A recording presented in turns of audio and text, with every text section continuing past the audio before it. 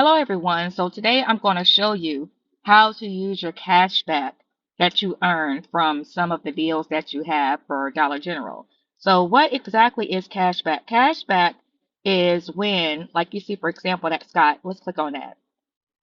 If you buy your Scott and don't use any other coupons towards this Scott, you will earn $2 that you can use towards another Dollar General purchase.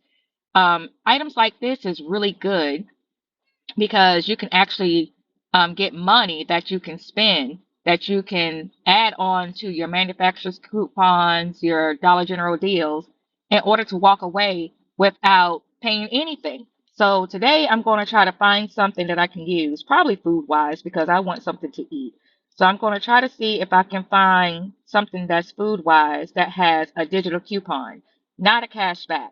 So I'm scrolling. What could I get?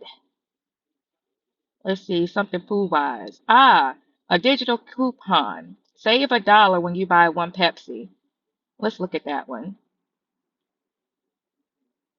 9.50.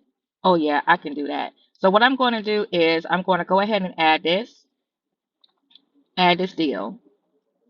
So I'm going to add this coupon and then it says click view list and I'm going to put it in my cart.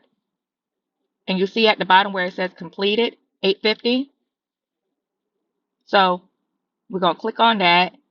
Deals is showing you that I get $1 discount, so I'll only be paying $8.50 for that. Oh, I was trying to get it at 0. Let me show you. We have to find something else. I have $7.75 cash back. So let me just go ahead and take that off my list. I'm going to delete it, even though I do need it, but I get it later. But for this exercise, we're going to go back to deals.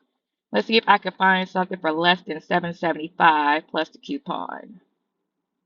Food. Let's see. We're scrolling. That's cash back. Cereal, save 2. I wonder how much if I get 2 cereals. I don't think it'll be less than $7.75. Let's see. Pop-Tarts. Save $1 on any 2. I actually need to get some peanut butter. Let's do the peanut butter because that's easy. You see it has the yellow digital coupon in the corner. We're going to add that. And that has a manufacturer coupon of $1. So I'm going to add that to my list, like so. Go back to my view list, click it. Awesome, it's going to be $3.95. Perfect. This would be good for this exercise. So that's what it's going to be. I got my manufacturer coupon clip, so when I go to the register, I can just put in my phone number, and it's going to ring up as $3.95, $1 off. And if you click this gray arrow, it shows 35, but it's supposed to show the 3.95. Let's try it again because it's showing all my other deals. I wanted it to show accurately. So what we're going to do is I'm going to uncheck it, and then I'm going to take all my other deals out. And then we're going to go here, and I'm going to press that trash can, delete all items because I want to show you an accurate. Okay, so after I check it, we're going to go down here. So subtotal will be $4.95. The coupon is $1. No other offers attached. So estimate total will be $3.95. So now I'm going to go ahead and make it to the store. Go ahead and get my Jiffy. And we're going to go to the register and I'm going to show you how you apply that part of that $7.75 so I can get a peanut butter free for today.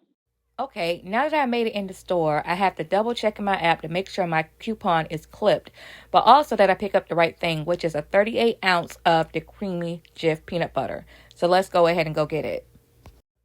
So now I'm making my way to the condiment section in the store, and I spotted the Jif, wanted to make sure it was 28 ounces and it's the creamy brand. And as I was looking at it, I saw that the price on the floor was $4.75. So it prompted me to check in my app to see what it would ring up. And when I checked in my app, it rung up $4.95.